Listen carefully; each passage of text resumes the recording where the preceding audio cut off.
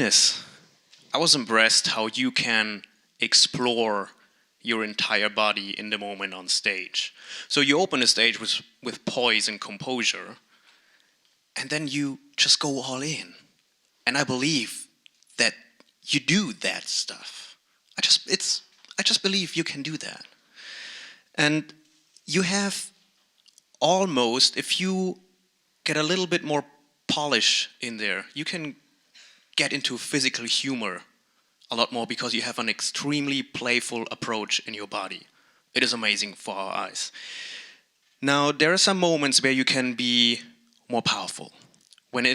To be tough to the point. I want to see that toughness in your body. When you lead with the dance, how do you lead? There you have to twist a little bit your physics. And where do we start? Shrug. I mean, your shoulders. How about those emotions in contrast to the playful and joyful approach to this professional speaker I saw there? Thank you. Awesome. Thank you, Ben. Darian, please. Ines, thank you so much. I can describe your speech as playful, authentic, and meaningful. And I would restructure it a little bit because you had a charming, light opening and it has not prepared me for the brutal, honest, strong Austrian woman that we discovered you later. You were talking about coffee and you were talking about Arnie, and I see no connection to political dancing. I absolutely love the idea, and you have a couple of things you said later in your speech, and I would put that in the beginning of your speech to talk about the dancing from the start, because it has so much meaning, and you explain to us that meaning later. Thank you. Awesome. Thank you, Mbadaria. Ineka, please. Thank you, Ines, for this wonderful speech. And I have to say, I am torn.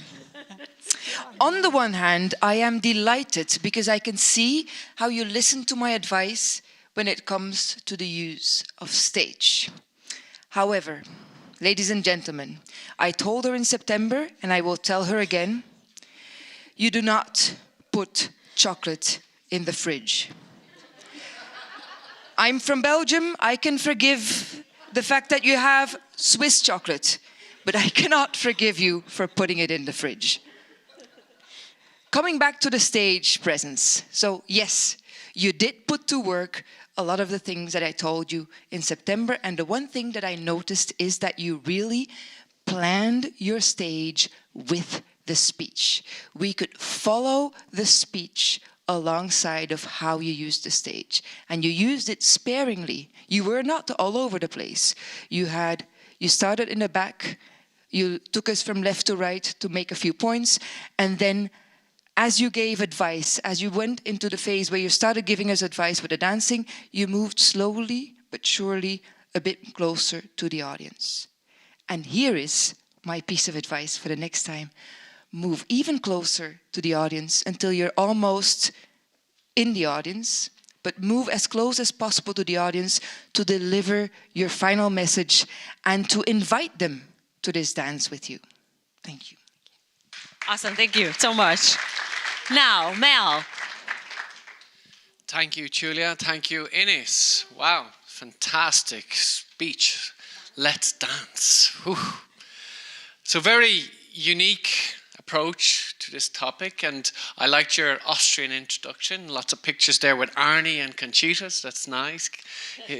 You hit all the cliches there, so that was nice. I like that. Then it was also as well, you talked about in the projects about the mistakes that you made, and then there was the successes you had as well. So this is kind of your unique story. And what I really liked from a unique point of view was the connection between different styles of dancing and office politics. You hear of office politics in different ways: manager, never eat alone, don't never, have those conversations at the water cooler, but dance with your managers in different ways and dance with your colleague. That is definitely unique. It's my first time hearing that, so that was fantastic.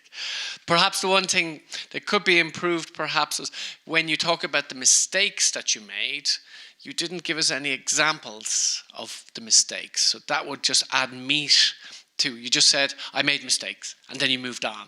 But if it would be really nice, what were the type of mistakes that you made? And to elaborate on that. And then when you had the successes, to elaborate on what exactly you did to make those successes happen. And so then it would make your speech even more unique. Thank you very much.